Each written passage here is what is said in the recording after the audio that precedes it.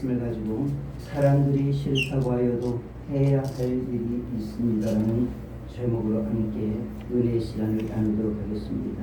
우리 다 같이 한번 해보도록 하겠습니다. 사람들이 싫다고 하여도 해야 할 일이 있습니다. 이번 주 설교를 준비하면서 서로를 어떻게 이끌어가야 할까라는 깊은 고민을 했습니다. 목회자의 설교의 최대의 난제는 이끌음말, 서론입니다. 서론을 어떻게 시작해야 하는가? 이것에 대한 심각한 고민입니다. 이것이 목회자의 설교의 최대의 난제라고 이야기를 합니다. 이렇게 고민을 하다가 잠이 들었는데 잠을 자면서 계속 꿈속에서 제가 몇 가지 문장을 반복하는 것이었습니다. 하나님 참 너무하십니다. 착한 일을 했으면 상을 주셔야지. 왜 매를 주시는 거야? 하나님 참 너무하신다. 착한 일을 했으면 상을 주셔야지. 왜 매를 주시는 거야? 하나님도 참 너무하신다. 베드로와 요한이 착한 일을 했으면 상을 주셔야 하는데 왜 베드로하고 요한에게 매를 주시는 거야? 왜 고초를 당하게 하신 거야? 계속적으로 제가 꿈속에서 이렇게 반복적으로 읊조리는 것이었습니다. 사랑하는 성도 여러분, 사도행전 4장을 읽어보게 되면 하나님이 참 너무하신다는 그 말이 제 말에 여러분이 공감할 수 있게 될 것입니다. 사도행전 4장은 3장에서 착한 일을 한 베드로와 요한이 사도행전 4장에 와서 순환을 당하고 있는, 고난을 당하고 있는, 옥에 갇혀 있는, 위협을 받고 있는 그 박해, 초대교회 최초의 박해가 기록되어져 있습니다. 우리가 알고 있는 것처럼 베드로와 요한이 사도행전 3장에서 나사렛 예수 그리스도의 이름으로 나면서부터 한 번도 걷지 못한 자를 걷게 하였습니다. 그리고 그 일로 인하여서 나사렛 예수 그리스도에 대한 복음을 선포했습니다. 그리고 그 복음 선포에 인하여서 남자가 무려 5,000명이나 회개했다. 예수 그리스도를 받아들였다. 이렇게 말을 하고 있습니다. 그렇다고 한다면 여러분이 하나님이라고 한다고 한다면 베드로하고 요한에게 무엇을 주시겠습니까? 상을 주시지 않겠습니까?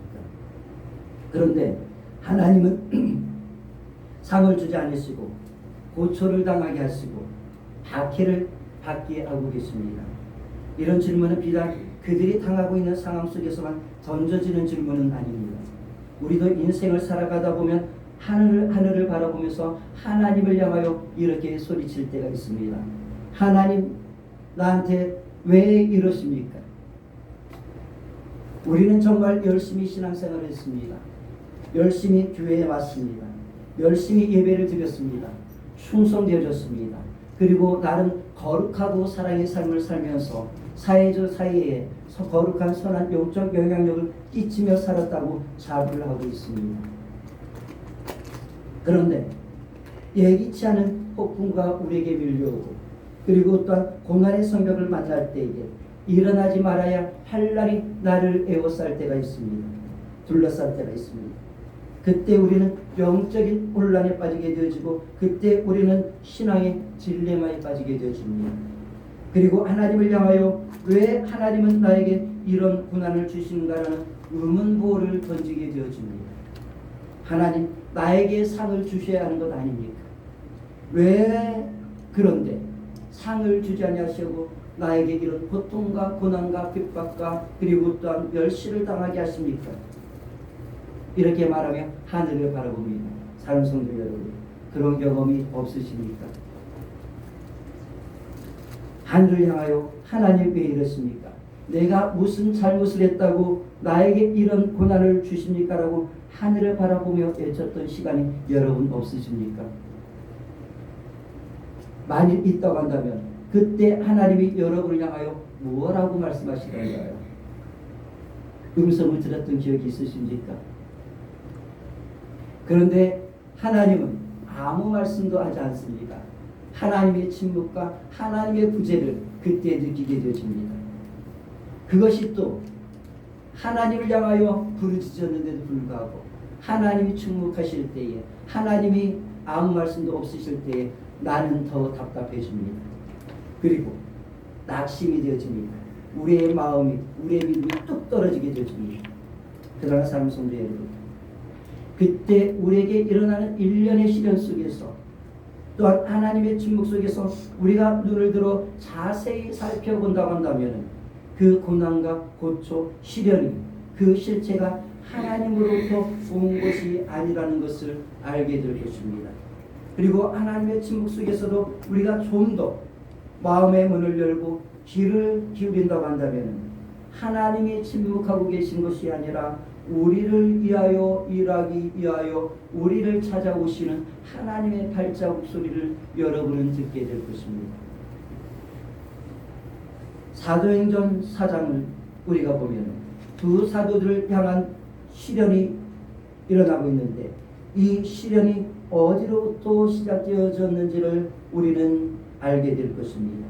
이 시련은 하나님이 의도하신 것이나 하나님이 그들에게 주신 시련이 아닙니다. 여러분, 복음을 전하는 두 사도들에게 일어나는 고난과 시련은 누구로부터 시작된 것일까요? 우리 4장 1절과 2절을 한번 보도록 하겠습니다. 다 같이 사도행전 4장 1절과 2절을 한번 읽겠습니다. 시작. 사도들이 백성에게 말할 때에 제사장들과 성전 맡은 자와 사두개인들이 이르러 예수 안에 죽은 자의 부활이 있다고 백성을 가르치고 전함을 싫어하라. 자, 누가 했다고 말하고 있습니까?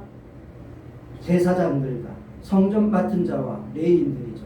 사두개인들. 여기에 열거에 되어 있는 이들이 누구입니까? 과거에 예수 그리스도를 십자가에 못 박게 하였던 그 사람들입니다. 예수를 싫어하는 세력들이고 예수를 죽인 세력들이었습니다. 그 세력들로부터 오늘 두 사도의 시련이, 고난이, 핍박이 시작되고 있다는 것입니다. 우리가 사도행전을 읽어보게 되어지면은 초대교회 성도들이, 초대교회 그리스도인들이 당하는 많은 반란과 핍박과 고난의 실체가 하나님이 아니라 세상으로부터 왔다는 것, 복음을 싫어하는 이들로부터 왔다는 것을, 사단으로부터 왔다는 것을 우리는 알게 될 것입니다. 사랑하는 여러분, 우리에게 일어나는 대개의 고난의 실체는 하나님이 주신 것이 아니라 우리 그리스도인들이 하나님에게 복을 받아서 삶을 살아가는 것, 그리고 또한 하나님의 자녀가 되어서 하나님의 자녀의 영적 권세와 능력을 누리며 살아가는 것, 그리고 영원한 행복을 누리며 살아가는 것을 싫어하는 세력, 우리를 시기하고 질투하고 우리를 미워하는 세력이 준 것입니다. 그 세력이 누구입니까? 사단입니다. 사단이 여러 가지 환경이나 상황을 통하여, 때때로는 사람을 통하여 우리 그리스도인들에게 우리가 견디기 힘든 불같은 환난을 가져다 주는 것입니다. 사단이 우리 그리스도인들에게 이런 불같은 시련을 가져다 주는, 고난을 가져다 주는 이유는 아주 분명합니다. 이 시련과 고난과 핍박과 환난과 고초와 삶의 피폐 기근을 통하여 우리로 하여금 하나님과의 관계를 단절하고 하나님의 나라가 이 땅에 확장되는 것을 막기 위한 의도인 것이며 여러분의 생명을 빼앗아가기 위한 것입니다. 그렇다고 해서 우리에게 오는 모든 종류의 어려움, 시련이 사단으로부터 온 것은 아닙니다. 하나님으로부터 오는 시험도 있습니다. 분명하게. 사단이 주는 시험은 우리를 죽이기 위한 것이지만 하나님이 주시는 시험은 우리를 성숙에 이끌기 위한 하나님의 계획입니다. 우리로 생명을 얻되 풍성히 얻게 하기 위한 목적이 바로 하나님이 우리에게 주시는 시험인 것입니다. 우리가 그리스도인이 된다는 것은요, 마치 학교에 입학한 것과 마찬가지입니다. 여러분, 우리가 학교에 입학하면 학교에 입학하는 재미가 있습니다. 그것은 무엇입니까? 새로운 친구를 만나는 것입니다. 그 새로운 친구들과 함께 더불어서 학교 생활을 재미있게 영위하는 것입니다. 함께 놀러 다니고 함께 체험하고 함께 웃으며 사는 재미가 학교의 생활의 재미 아니겠습니까? 그런데 학교 다니면서 당하는 시련 한 가지가 있습니다. 그게 무엇입니까? 시험의 시련입니다. 여러분, 시험 좋습니까? 시험을 좋아하는 사람도 별로 없습니다. 왜 그렇습니까? 학교 다니는 학생들에게 시험은 시련의 계절이기 때문에 그렇습니다. 여러분, 시험이 닥치게 되어지면 일단 잠을 마음껏 자지 못하는 시련이 있습니다. 그리고 책상 앞에 계속 앉아 있어야만 합니다. 그렇지 않습니까? 그리고 자유를 빼앗깁니다. 친구들과 놀고 싶은데 놀 수가 없는 시련이 있습니다. 그런데 이런 시련의 시간이 있다 할지라도 그 시험은 반드시 학생이라고 한다면 거쳐야만 하는 과정입니다. 공부라는 시련의 시간을 지나야지만 시험을 잘 치를 수가 있습니다. 한 학생이 시험을 앞두고 있었다고 합니다. 제가 이제 설교를 준비하다가 어디서 이제 보게 된 이야기인데요. 이 학생이 시험을 앞두고 하나님에게 정말 열심히 기도를 했답니다. 하나님, 지혜를 주셔서 시험 잘 통과할 수 있게 해주세요 라고 기도를 열심히 드렸습니다. 믿음이 참 좋은 친구입니다. 드디어 시험 시간이 되어졌습니다. 그리고 시험지를 받아들였습니다. 그런데 답이 하나도 생각나지 않는 것입니다. 그래서 이 학생이 하나님 앞에 이런 기도를 드렸다고 합니다. 하나님, 어찌하여 저를 시험에 들게 하십니까? 나를 시험에 들게 하지 마옵소서. 이 시험에서 나를 건져주옵소서라고 이렇게 기도를 했다고 합니다. 그래서 하나님이 뭐라고 말했을까요? 야, 좀 더 일찍 기도하지 그랬냐? 이미 늦었다. 지금은 시험 시간이다. 그러니까 시험이나 열심히 쳐라. 이렇게 말했다고 합니다. 장성도 여러분, 학생이 시험을 치지 않는 방법 한 가지가 있습니다. 그건 무엇입니까? 학교를 그만두면 시험을 치지 않아도 됩니다. 시험의 시련 시간 거치지 않아도 됩니다. 여러분, 그리스도인들이 하나님이 주시는 환난과 시련, 고난의 시간들을 거치지 않는 방법 한 가지가 있습니다. 그것이 무엇입니까? 그 방법은 그리스도인이기를 포기하는 것입니다. 예수님 때문에 당하는 환난, 예수님 때문에 당하는 시련을 피하는 방법은 그리스도인이기를 포기하면 우리는 하나님이 우리에게 주시는 시련들, 때때로 사단이 주는 환난을 우리가 거치지 않아도 되는 것입니다. 그러나 사랑하는 성도 여러분, 우리가 비록 시험의 시련이 온다 할지라도, 고난의 시험 속에 있다 할지라도 우리는 내게 주신 시련과 고난을 통해 하나님의 뜻을 이루어갈 수 있는 신앙으로 자라나고, 또한 단단해져 비가 오고 장수가 나고 흔들리지 않는 반석과 같은 신앙이 되며 정금과 같이 빛나는 신앙이 되어져가고 복음의 꽃을 피우고 향기를 드러내는 그리스도인이 된다는 것입니다. 하나님이 우리에게 허락하신 시험, 시련, 고난을 통해서 우리는 어린아이와 같은 신앙에서 점점 자라나 청년의 신앙이 되고 아비의 신앙이 되는 것입니다. 우리는 하나님의 테스트가 싫어도 반드시 주님이 세운 공동체 속에서, 그리고 사회적 삶 속에서 그 시험의 과정을 통과해야만 하는 것입니다.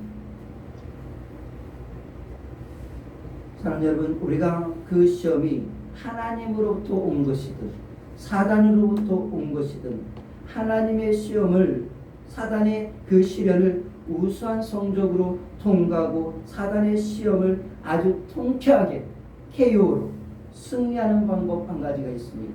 그게 무엇일까요? 그것은 우리의 믿음의 선배들이 우리에게 보여줬던 그 모습입니다. 우리의 믿음의 선배들은 그들의 삶 속에 닥치는 모든 환난, 그리고 또한 시험 앞에서 예수님의 이름을 불렀습니다. 예수님의 이름을 부르며 하나님을 향해 나가 하나님 앞에 서서 그 모든 시험을 통과하고 이겨냈습니다. 사랑하는 여러분, 우리가 예수 그리스도의 이름을 부르며 기도하며 하나님 앞에 서서 우리에게 일어나는 모든 종류의 시험과 고난에 반응하고 대처해야만 하나님의 시험을 지혜롭게 통과해서 우등상을 받을 수 있습니다. 하나님 앞에서 우등상을 받을 수 있고, 사단의 시험에서도 아주 통쾌하게 승리해서 승리의 개성가를 부르며 승리의 면류관을 받을 수 있습니다. 하나님 앞에 서서 예수 그리스도의 이름을 부를 때에 시험 시간을 통과할 수 있고 모든 종류의 풍랑이 우리 앞에서 잠잠해지는 것입니다. 우리 다 같이 한번 해보겠습니다. 하나님 앞에 서서 예수 이름으로. 하나님 앞에 서서 예수 이름으로. 아까도 말씀드렸던 것처럼 시험이 좋은 사람은 없습니다. 그렇다고 시험이 싫다고 학교를 떠나서도 안 됩니다. 그렇지 않습니까? 시험이 싫어도 교회를 떠나서는 안 됩니다. 시련이 싫다고 그리스도인의 길을 포기해서는 안 됩니다. 사랑자 여러분, 시험이 싫지만 우리가 그리스도인으로서 이 세상을 사는 동안은 반드시 치러야만 하고 통과해야 하는 가정이 시험 시간인 것입니다. 장성자 여러분 앞에 닥치는 환난과 시험이 있습니까? 그 모든 시간을 하나님 앞에 서서 예수의 이름으로 여러분이 당하는 그 모든 종류의 하나님의 시험을 우수한 성적으로 통과하실 수 있기를 축복합니다. 그리고 사단이 주는 고난과 환난과 질병들을 하나님 앞에 서서 예수 그리스도의 이름으로 반드시 승리해서 여러분의 길을 힘차게 걸어갈 수 있기를 우리 주 예수 그리스도의 이름으로 다시 한번 축복합니다. 그렇다고 한다면 왜 그들이 베드로와 요한을 옥에 가두었을까요? 핍박의 동기가 무엇일까요? 우리 다 같이 한번 성경 한 구절을 더 보도록 하겠습니다. 사도행전 4장 2절입니다. 같이 읽도록 하겠습니다. 시작. 예수 안에 죽은 자의 부활이 있다고 백성을 가르치고 전함을 싫어하여. 왜 이들이 핍박을 했습니까? 싫었다라는 겁니다. 무엇이? 예수님이 싫었다라는 겁니다. 복음이 싫었다라는 겁니다. 또 예수님이 부활했다는 그 사실이 싫었다라는 겁니다. 그리고 그것을 전하는 그리스도인들이 꼴 보기 싫었다라는 겁니다. 꼴이 아주 보기 싫었습니다. 얼굴도 보기 싫었다라는 것입니다. 우리는 예수님이 정말 참 좋습니다. 안 그렇습니까? 우리는 복음이 참 좋습니다. 그리고 예수님께서 부활했다는 그 사실 자체가 너무너무 좋습니다. 그런데 왜 그들은, 왜 세상은 예수님이 싫고 복음이 싫고 그리고 부활이 싫습니까?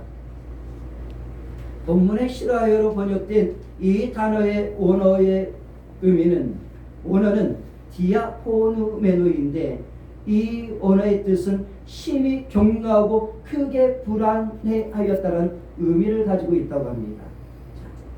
그들이 복음이 싫은 이유가 첫 번째로 뭐였다? 그들을 화나게 만들었다는 것입니다. 무엇이? 복음이, 예수님이, 교회가, 그리스도인들이 그들을 화나게 만들었습니다. 왜 그들을 화나게 만들었을까요? 여러 가지 이유가 있지만은요, 가장 큰 이유는 복음이, 예수님의 그 주장이 자기들이 주장하고 있는 그 주장과 대치를 하고 있었던 것입니다. 대치.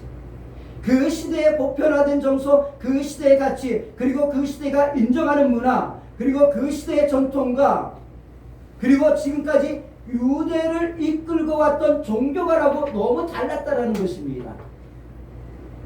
여러분, 초대교회 당시 유대 사회를 이끌고 가던 이스라엘의 가치, 문화, 보편적 정서는 무엇이었습니까? 그것은 율법적 사고였죠. 율법적 정서였습니다. 그리고 장로들의 전통이 그 유대 사회를 이끌고 가고 있었던 힘이었고 그리고 토대였고 문화였습니다. 그러나 오늘 본문에서 사도들이 전하는 복음, 그리고 오늘 우리가 전하는 복음은 그 시대의 유대교적 전통과 그리고 이 시대의 가치와 상이합니다. 이질감이 있습니다. 이것이 그 시대의 유대교인들이, 장로들이, 제사장들이 복음을 싫어했고 복음을 향하여 화를 냈던 이유입니다. 그리고 그 이유는 우리 시대에도 동일하게 적용됩니다. 우리 시대도 사람들이 복음을 전하는 것을 싫어하는 이유가 여기에 있습니다. 우리의 시대는 다양한 시대를 살아가고 있습니다. 다양한 문화, 다양한 종교, 다양한 사고방식, 다양한 삶의 철학, 다양한 삶의 다원주의 시대를 살아가고 있습니다. 이런 다양한 시대 속에서 현대시대가 가지고 있는 정서, 가치, 문화와 현대인들의 가치관하고 기독교 가치관, 기독교 문화는 충돌을 하고 있습니다. 세속화의 물결과 다원주의 물결과 오직 하나님의 신앙의 물결의 충돌, 시대의 가치와 교회의 가치의 충돌, 세상 문화와 성경적 문화의 충돌은 세상을 하늘나게 만들고 있습니다. 세상은 우리에게 성경적 가치를 버리고 세상의 가치를 따르라고 말을 하고 있습니다. 하나님의 물결을 버리고 세상의 물결 속에 합류하라고 말을 하고 있습니다.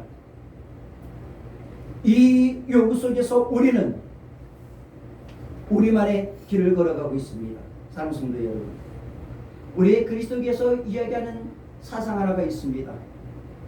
본질에는 일치를, 비본질에는 자유를입니다.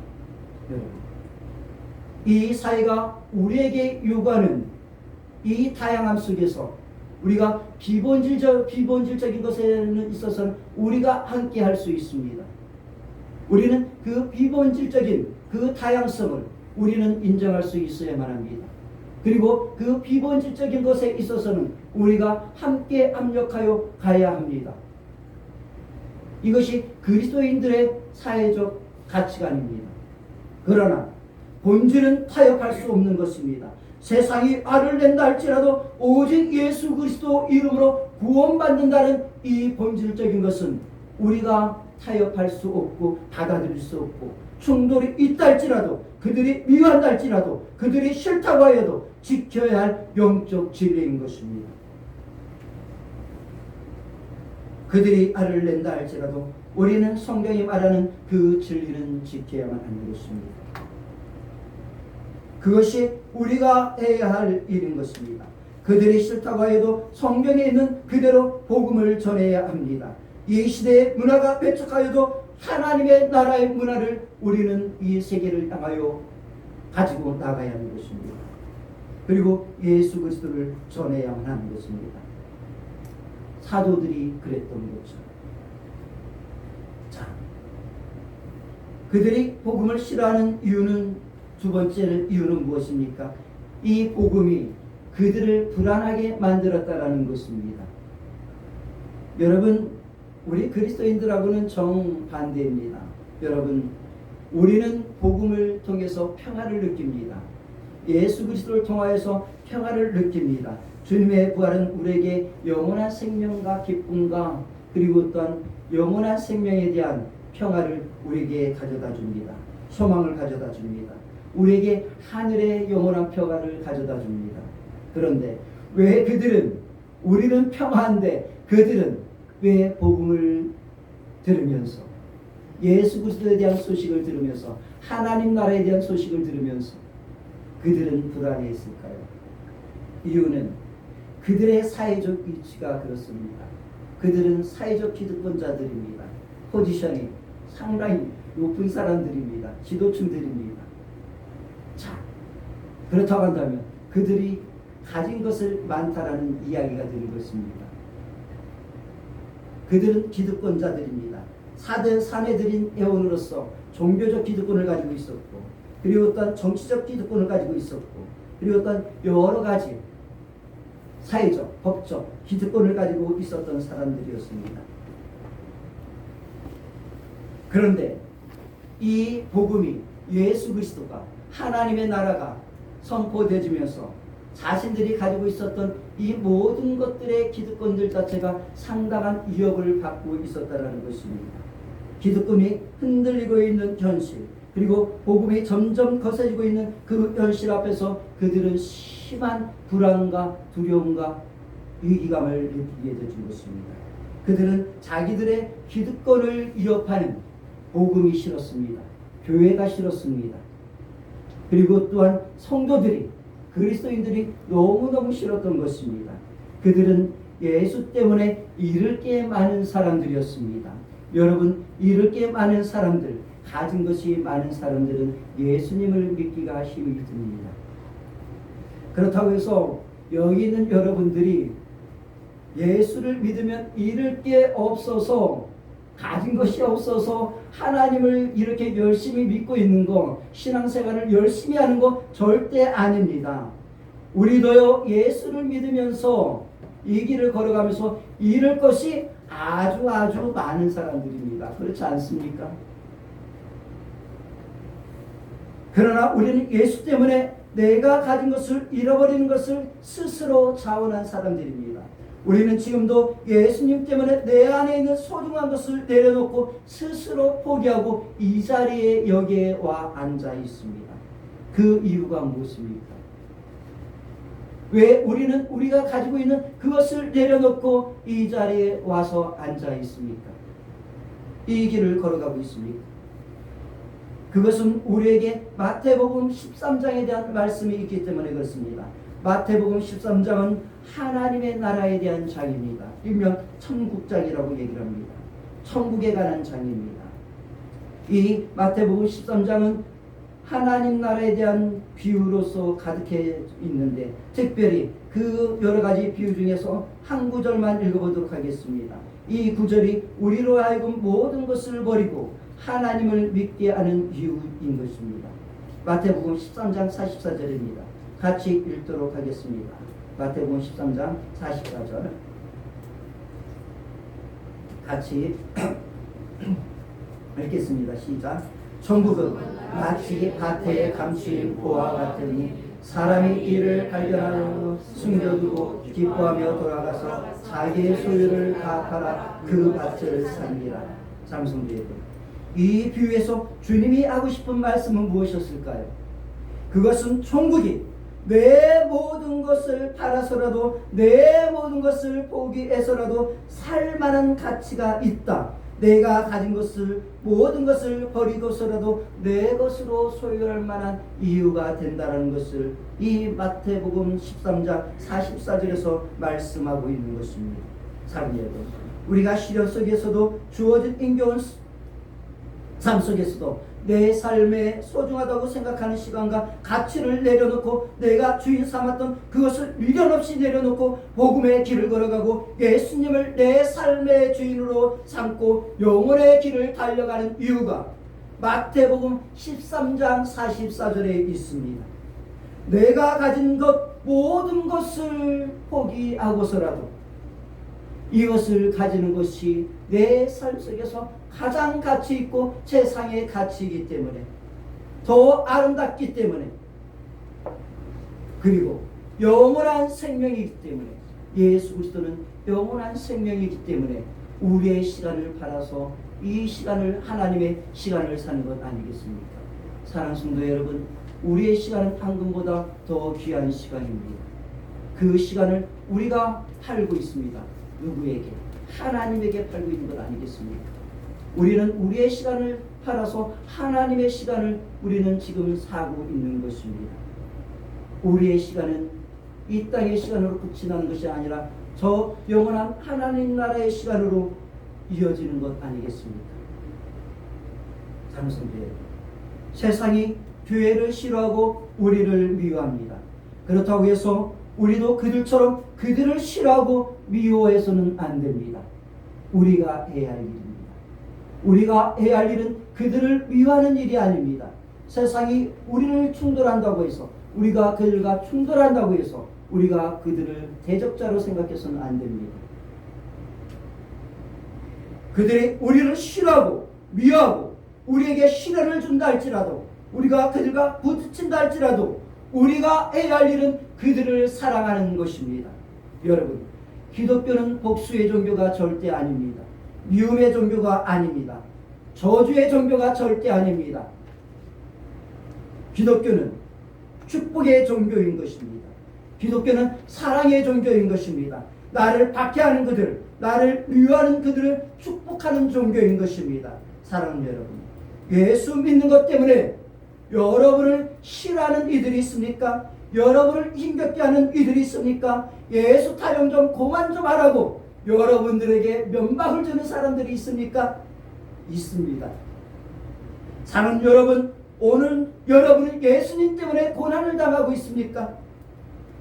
예수님 때문에 시험을 당하고 있습니까? 예수님 때문에 힘이 드십니까? 예수님 때문에 사람들에게 미움을 받고 있습니까? 다시 한번 말씀드립니다. 그리할지라도 그들을 미워하지 마십시오. 그들을 위하여 기도하십시오. 그들을 위하여 축복하십시오. 그들의 심령 속에 예수 그리스도의 십자가가 세워지게 해달라고 반드시 기도하십시오. 그들이 싫다고 해도 복음을 전하십시오. 그들이 세상이 우리를 싫어하고 미워해도 그리고 우리는 믿어야 합니다. 핍박이 와도 우리는 믿어야 합니다. 핍박이 와도 복음을 전해야 합니다. 예수 그리스도를 전해야 하는 것입니다. 이제 말씀을 마치려고 합니다. 그들이 싫어했지만 베드로와 요한 그리고 초대교회 성도들은 그들을 핍박하고 그리고 어떤 박해하는 세력들을 사랑을 했습니다. 사랑했습니다. 가슴속에 품었습니다. 축복했습니다. 그리고 그 사랑하는 일과 그리고 또한 그들 앞에서 거룩을 보여주는 일들을 멈추지 않았습니다.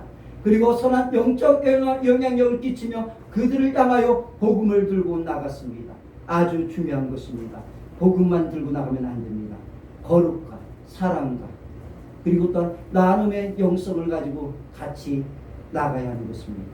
복음만 들고 나가면 반드시 우리가 거센 저항에 부딪히게 되어 있습니다. 그러나 거룩과 사랑과 평화와 나눔과 이 복음이 함께 나가면 그들이 수용하게 되어질 것입니다. 삼성도 여러분, 그 결과 믿는 자의 수가 날마다 더해졌고 그리고 또한 성령의 일과 진행하심으로 말미암아 믿는 자의 수가 많아질 뿐만 아니라 말씀이 흥황하여 세력을 얻었고 그리고 그 복음은 소아시아 지역을 향하여 나갔고 그리고 어떤 로마와 유럽 사이를 향하여 들불처럼 번져나갔고 아프리카와 그리고 아메리카를 향하여 나갔으며 그리고 또한 그 복음은 우리를 향하여 전달되어진 것 아니겠습니까?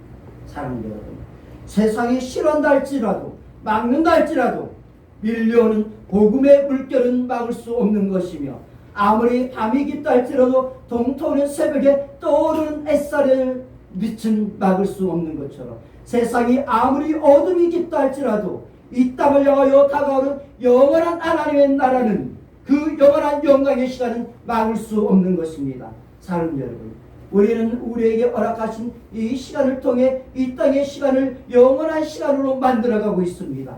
이 땅을 향해 다가오는 저 영원한 하나님 나라의 시간을 예비하며 길을 열어가고 있는 자들인 것입니다. 사랑하는 여러분, 주님을 믿다가 당하는 시련 앞에서 당황해 하지 마십시오. 이상하게 여기지 마십시오. 의아하게 여기지 마십시오. 약해지지 마십시오. 오히려 그 시련의 시간을 통해 성숙해지는 시간으로 만들어 가십시오. 이 땅의 시간이 고단하고 힘든 시간이지만 주님을 바라보며 승리하시기 바랍니다. 이제 말씀을 마치며 바울이 디모데에게 전했던 말씀을 한 구절을 살펴보면서 읽으면서 이 말씀을 마치려고 합니다. 디모데후서 4장 7절과 8절에 있는 말씀입니다. 나는 선한 싸움을 싸우고 나의 달려갈 길을 마치고 믿음을 지켰으니 이제 오른 나를 위하여 의의 면류관이 예배되었으므로 주 곧 의로운 재판장이 그날에 내게 주실 것이며 내게만 아니라 주의 나타나심을 삼하는 모든 자에게도니라. 여러분에게 의의 면류관이 예배되어져 있습니다. 이것이 여러분을 위하여서 하나님께서 준비해 두신 상급인 것입니다. 그 상급이 오늘 여러분들에게 있습니다.